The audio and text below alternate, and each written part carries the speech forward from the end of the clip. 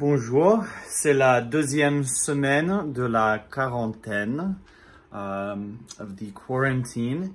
J'espère que vous allez bien. Today I'm going to do a lesson on what are called reflexive and reciprocal verbs.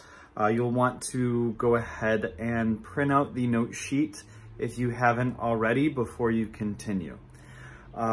Reflexive and reciprocal verbs are actually something you've been exposed to since day one of taking French, because when you say je m'appelle, as in je m'appelle Monsieur Boutram, my name is Mr. Boutram, sure, it means that, but that's not what the structure of it is actually saying.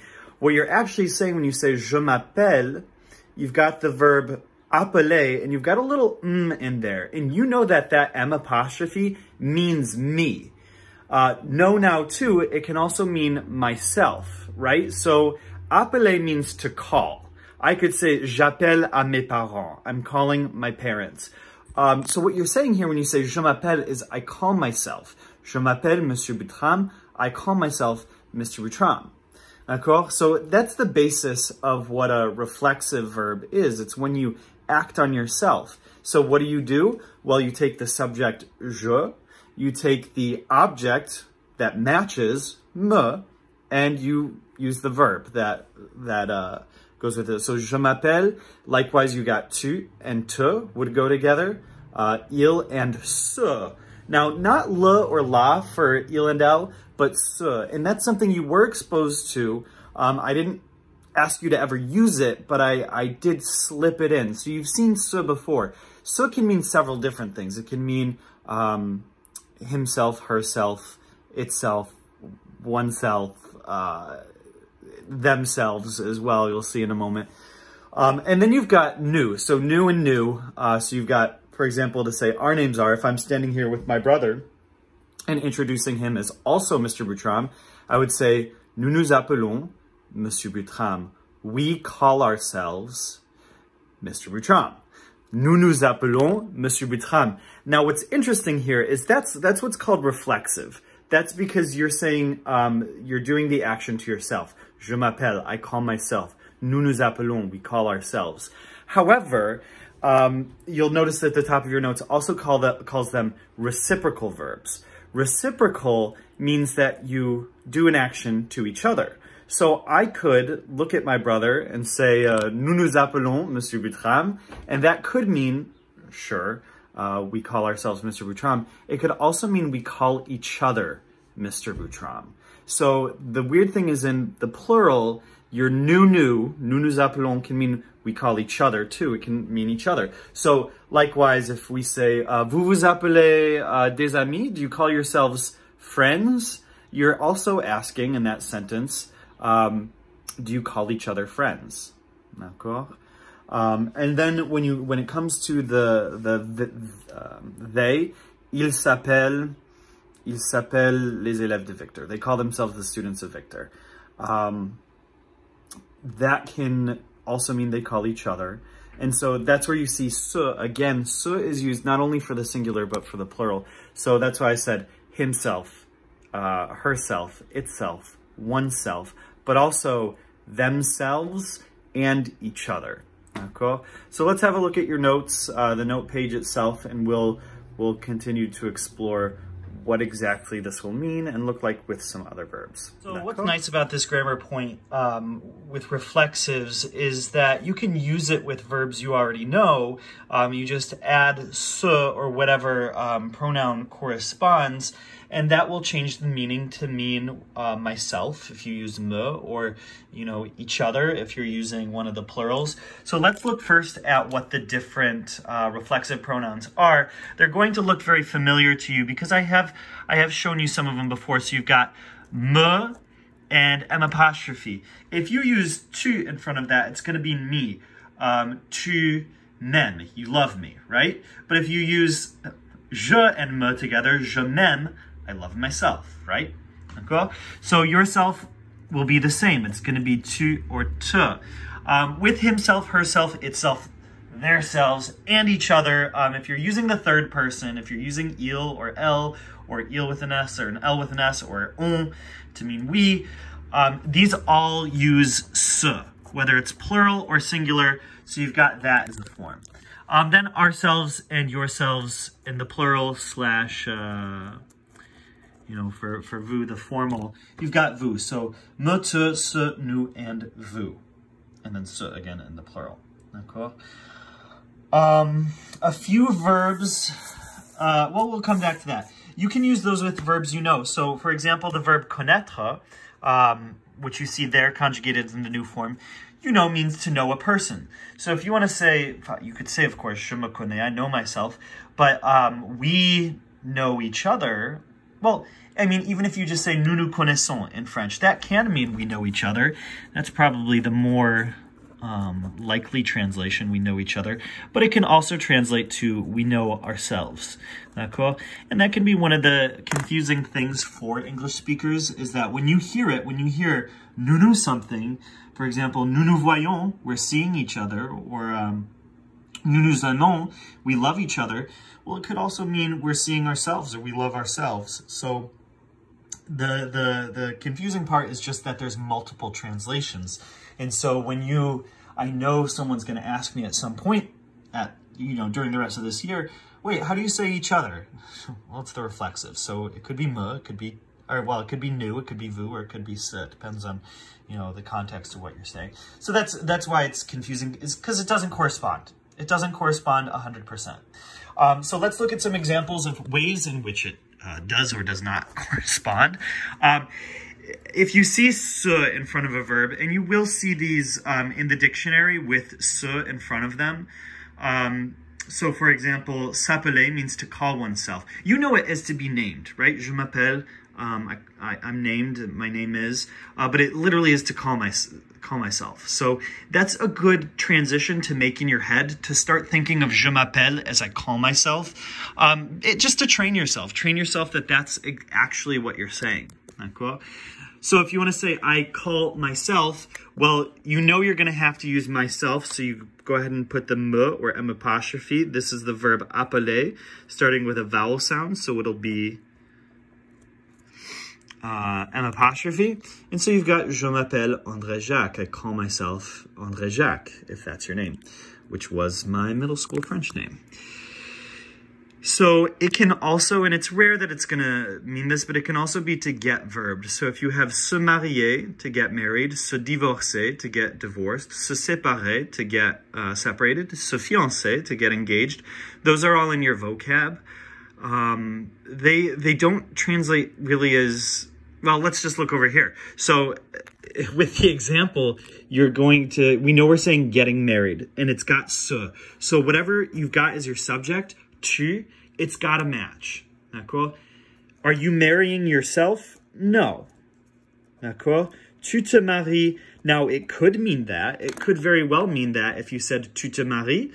Are you marrying yourself? But French people understand it as you're getting married. D'accord? So, tu te maries à une belle dame. You're getting married to a beautiful lady. D'accord? Okay. It can also be to verb each other, and that is when you are using the plural. So the nous, the vous, or with the il with an S and L with an S form, or on, you're using se. So that'll mean to do something to each other. D'accord? So if you want to say we're seeing each other at 7 o'clock, which would be really nice to use in a speaking if we get back, knock on wood. So you've got on se. That's what you want to start with, on se, because you've got reflexive. We know savoir is what you see, and that's what you'll see on your different grammar practices. So you've got to make that match. On is the third person, right?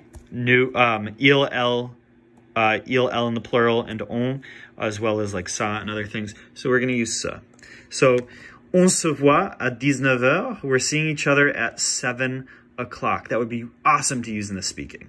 Awesome to use in the speaking. Rather than on peut aller à 19h. On se voit.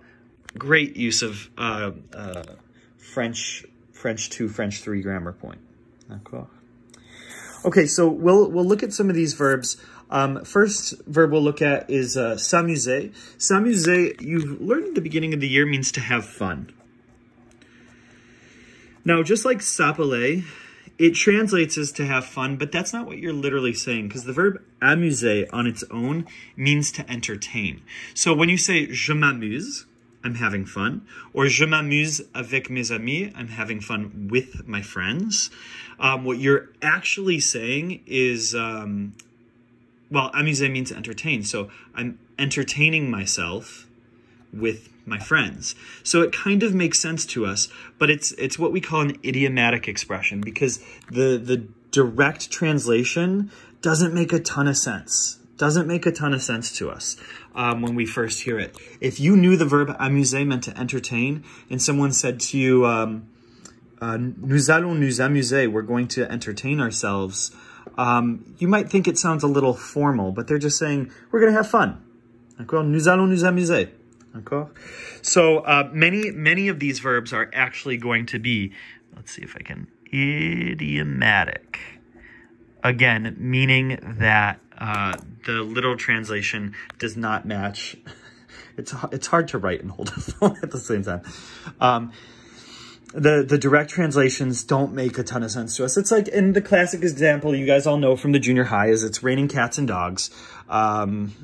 Yeah, that's a very classic example to use, but even something like je m'appelle is idiomatic, or I'm 14. When you say your age in English, that's idiomatic. People don't know what you mean if they speak another language. In French, it makes sense to say I have 14 years, but in English to say I'm 14, you're 14 what? You're 14, you know, dogs in a human body, in a human suit. They, you know, that's obviously not going to be that, but that's idiomatic expressions. So s'appeler is likewise an idiomatic expression. I'm going to go ahead and write to call oneself, just because I like to, in my mind, program myself to think of the literal word-for-word translation, and then, you know, it's easier to decipher it once you can think of it into English. So tutoyer is an interesting one. It means to use the to form, meaning tu instead of vous, with, and this one's going to be used like with on or nous, one of the plural forms, each other. So when that woman came and stayed with me in October from the French exchange, one of the first things we said to each other in conversation was on se tutoie, shall we use the to form with each other? And that made it easier for us to have the rest of the conversation without having to start with vous and then start, you know, slowly changing over to tu. So you've got this special verb that means that in French. You guys won't need to use it with people your age. If you meet someone your age who's French, you're not going to say on se tutoie. It's obvious. If you're in your teens or even in your 20s, you're going to go ahead and use tu. But once you get into your 30s or into the professional world in general, you've got to ask on se tutoie so that you don't make a mistake. Now, se dépêcher, I'm going to write the translation that makes the most sense, to hurry up, but it is idiomatic. Dépêcher means literally to dispatch. And so when you say to hurry up in French, se dépêcher, you're literally saying to dispatch oneself. So tu dois te dépêcher. You've got to hurry up. You've got to dispatch yourself. In other words, think of like emergency services dispatching. You've got to get yourself out there as soon as possible. You've got to get going as soon as possible. Tu dois te dépêcher. D'accord? Dépêcher. Tu dois te dépêcher. This one I forgot to write the se in front of it, but se disputer avec means to argue with. And disputer itself means something like contest. So you're contesting yourself with someone. That one's harder to remember. Just remember that it's reflexive. Se disputer, je me dispute avec mes amis. I argue with my friends. D'accord? Two of these are from your vocab list. You've got se fiancer, to get engaged. And then se marier, we'll get to in a second. Let's do s'habituer first. This means to get used to. So you might say, je m'habitue à rester chez moi. I'm getting myself used to, or I'm getting used to staying home. Je m'habitue à rester chez moi. Et il faut s'habituer à rester chez soi. And you've got to get used to staying home because we don't know how much longer we'll have to. D'accord? But a way to remember this, habitué, is literally to like acclimate. Oh, that's going to be a hard word to remember. But you see the word habit in here. So if you get used to something, you make it habit. So to make yourself have the habit of, you can remember it something like that. D'accord? Se marier à means to get married. That one's on your vocab. And you should also know se séparer, to get separated, and se divorcer, to get divorced. I don't know why I didn't put them on here. I probably just ran out of room and figured they're on your vocab anyway. The last one is se rappeler. Now look at the verb se rappeler. You've got the verb appeler right in it with an R at the beginning. D'accord? This appeler meaning to call. This will be easy to remember because se rappeler is going to mean to recall, as in to remember. So if you say, ah oui, je me rappelle, oh yeah, I remember. Oh yeah, I recall. Literally, I recall to myself, right? Je me rappelle, I recall to myself. And when you see these verbs in a dictionary, or if you go to look up something on word reference and let's say you want to look up to have fun, you type that in on word reference, you're going to see s'amuser. So you're going to be able to recognize a verb that's reflexive because you'll see se in front of it. Whether you're looking on word reference, whether it's in the dictionary, I think Google Translate, one of their pitfalls that I know when people are cheating is I don't know that they always put the reflexive, the soot in there. So that can mess you up. Don't go to Google Translate, go to word reference, or go to, I know I made you put them in, well, I know I made you put word reference in your phone. Word reference is your best dictionary online that you have. And that's a .com. But Lingua is also pretty good because it gives you not only dictionary, but it searches online for different contexts. On the back, we'll do one example of each together, and then you'll be on your own to do it, and I'll post some answers online maybe tomorrow or later today. We'll see. So the first, you've got pratique des verbes réfléchis idiomatiques. So you've got some idiomatic verbs here that are reflexive. So things like s'amuser, and you've got a few in here. Oh, I forgot to, se battre means to fight physically, but it looks like the rest of them you should know. So vous voyez means to use the vous form with someone, but otherwise I think you're good. So let's do the first one together. Let's do the second one together because you've already done that first one. You've heard me say it before. Number two then, you've got se marier, to get married. And we want to say she's marrying a handsome boy. So first thing we're going to do is look at this and make sure it matches. So if you look back at your thing here, L is your subject. L is the subject of the sentence starter. So to match that, we want to use the third person, right? And that's se or S apostrophe. So here, what's it going to be? Well, it's se marier, so we don't have to worry about contracting it. Se, d'accord? And then marier. Can I just write marier in? No, you still have to conjugate the verb. That won't change. That's something you still have to do. So, elle se marie à un beau garçon. She's marrying a handsome boy. D'accord? Elle se marie à un beau garçon.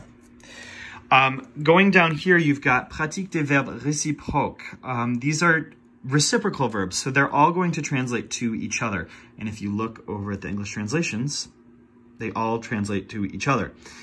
So, well, number one, again, you've got an example that's similar on the front. So let's do,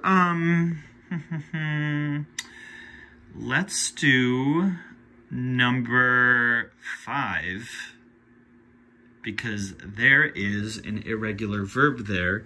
It's the verb dire, which you may want to look up.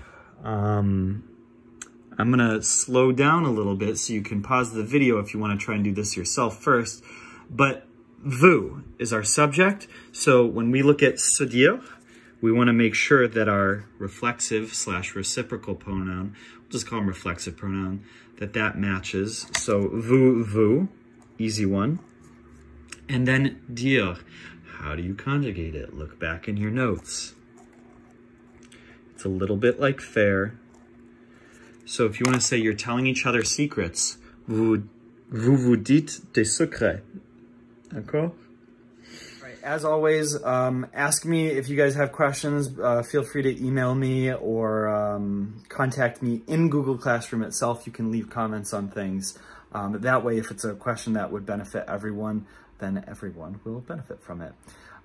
Continue studying your vocab, working through your grammar. I'll show you how to do activities in the grammar packet tomorrow. So you can look forward to that. And I will see you guys later. D'accord? Au revoir.